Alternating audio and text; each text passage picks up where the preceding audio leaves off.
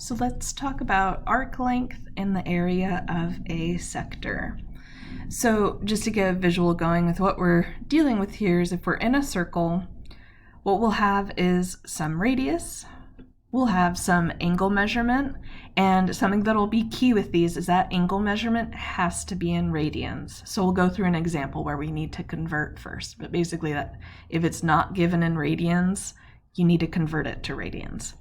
And what we're searching for is this length right here that's along the circle, which is called our arc length, which we'll use the letter S to denote. So in order to find arc length, which we'll call S, we're going to find that angle measurement, which has to be in radians, and then using the radius of the circle, our formula will be S is equal to the radius times that angle measurement. So let's try this out. We're going to have a radius of 14 centimeters. We want to determine the length of the arc, so we don't know what S is. We know R is 14. And we have this central angle of 41 degrees. Central angle just means that, it's silly to say, but the angle that's in the center. So that would be our central angle. 41 degrees. So because that's given in degrees, we need to convert. So we're going to go from degrees to radians.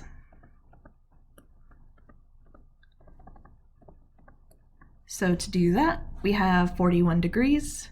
I'm going to use that conversion of pi is equal to 180 degrees. I just need to make sure I get my numerator and denominator correct.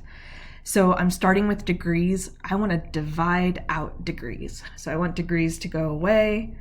So dividing it away puts that in the denominator, which means pi would be in the numerator. And I'm going to go ahead and leave this as 41 pi over 180. I really try to not round in the middle of my work, because if we round now and then use that rounded value, it's just bringing in more and more error. So to keep accuracy, if we can keep it, if it gets too messy, then yeah, round it.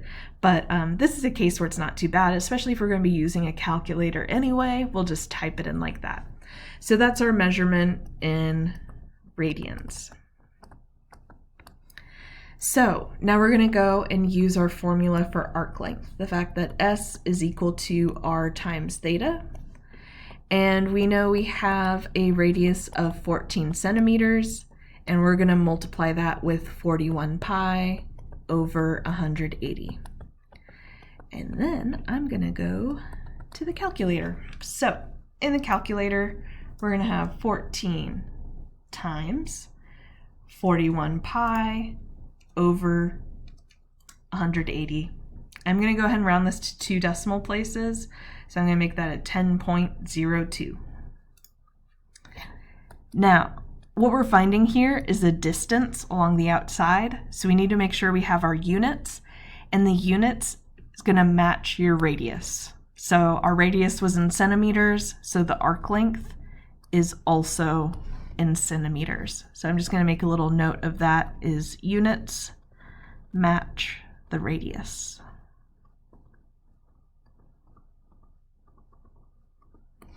All right. Let's look at another example with this arc length formula. So you are walking on a circular trail with a distance of 125 meters to the center. So we've got a circular trail. I'm going to go ahead and draw this here. And they're saying it's 125 meters to the center. I'm going to go ahead and draw this like that. And we know that's 125, and the units are meters. If you walk 400 meters, so we're along the outside here. So let's say I'm this person right here. I've gone for a walk, and we're walking along the outside. And what we've done is we have gone 400 meters. So what they're giving us there is the arc length. What is the angle from your starting position to the end position? So we ended up here. So what I want to find is this angle measurement. what angle do we go over from where we started to where we ended? So with this, we have S, we have R, but we don't know what theta is. So using S equals R times theta, we have 400 is equal to 125 times our unknown of theta. Then all I need to do is divide 125 from both sides of the equation to solve for theta, which should be 3.2. And then because of the formula, this is in radians, because theta in the formula is always in radians. So that finds our radian solution, but then to get the degrees solution, so I'm going to go from radians to degrees. I'm going to convert that. So taking those 3.2 radians, and we're going to multiply with using pi and 180, and I just need to get my order right. So I'm starting with radians. I want to divide away radians so that I end up with degrees. And then we would just put that into a calculator, and that should give 183.35 degrees. So with that, that's where we can solve for other unknowns. It doesn't always have to solve for arc length, but you'll have the other information to plug in, and then it's just solving with algebra. For area of a sector, so it's kind of the same idea of we're following this, there is this arc length here. We have our radius, we have an angle that we're moving, and this is finding the area that's covered inside there. So our formula for this to find the area of that sector is taking 1/2 times the radius squared times theta, and again, theta has to be in radians. So if we have angle measurements, we need to change it. So let's look at this application here. A windshield wiper blade that is 16 inches long. And what I'm going to do is go slowly through this and kind of note what this is saying and how it shows up on our graph. So the windshield wiper blade is this piece right here. So that right there is 16 inches. It's attached at its midpoint. So all that's telling me is that this right here is cutting it, so there's 8 inches and 8 inches there as well.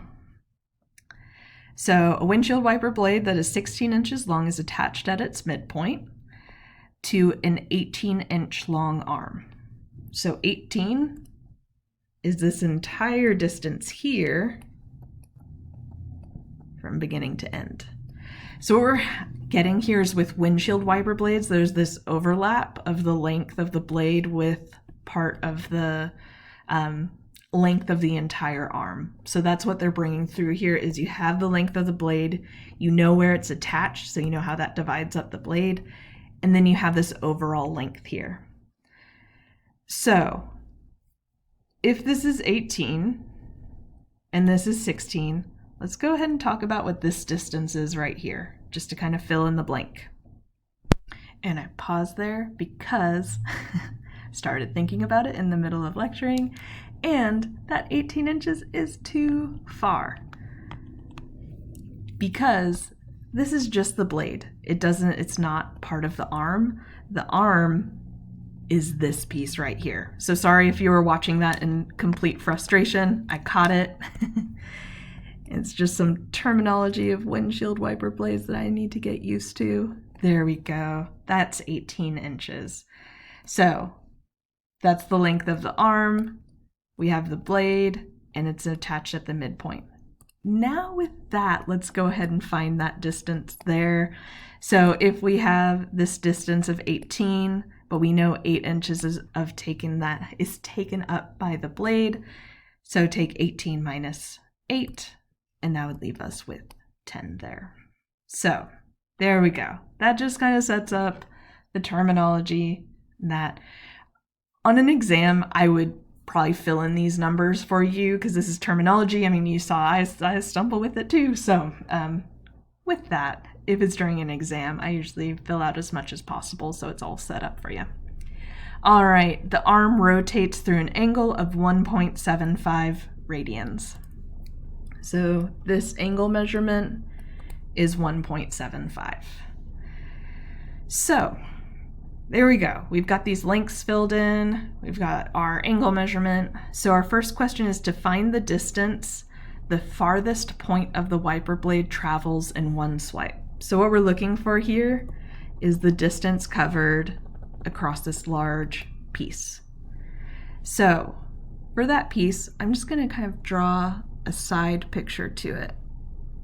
Because what I want to look is that, and I want to find S, I want to find that arc length. Now the radius is going to be 18 plus 8. So that's going to be 26 there. So that came from looking at this 18 plus a little bit further. So that'll be 26. And then my angle measurement is 1.75 radians. So using S equals R times theta, we want to find the arc length. We know we have a radius of 26, and I'm going to multiply that with the degree measure in radians. I don't need to convert it. I would need to convert it if it was in degrees, but that arc length would turn out to be 45.5. And then for units, I'm going to look at the radius inches. So that takes care of our first question, finding that distance the farthest point travels. All right, what area is cleared by one swipe? So the area that we want to find is happening in here. So what we're going to need to do is look at a difference. I'm going to need to take this large sector, which we kind of outlined in that previous picture there. So this large sector with the 26 and the 1.75 angle, and we don't need the arc length here. So we want to take this large area and subtract this smaller area that's in here, that's not being covered. So then I want to subtract this smaller piece that also has that angle of 1.75, but the radius changes to just that value of 10. So if I take the difference of these, then I'll be left with the area that's actually being swiped away. So the large area, we're going to have 1/2 times our radius squared times the angle measurement, which is 1.75. So there's our area formula that we see up above there. That area equals 1/2 r squared times theta, using the large sector. Then thinking about the small sector, we'll have 1/2 times the radius of 10 squared times the angle measurement, which is also 1.75. And then we're just going to plug that into a calculator and have it do the work for us. So we're going to go 1/2 times 26 squared times 1.75. And then we're going to subtract away 1/2 times 10 squared times 1.75. And that's going to come out to a nice exact answer of 504. Now, we get that answer out, we need units. So this is area, which means the units are squared. So what we can do is use the units of the radius, which is inches, and this is going to be square inches for the answer there. So that's how we can use arc length and area of sectors.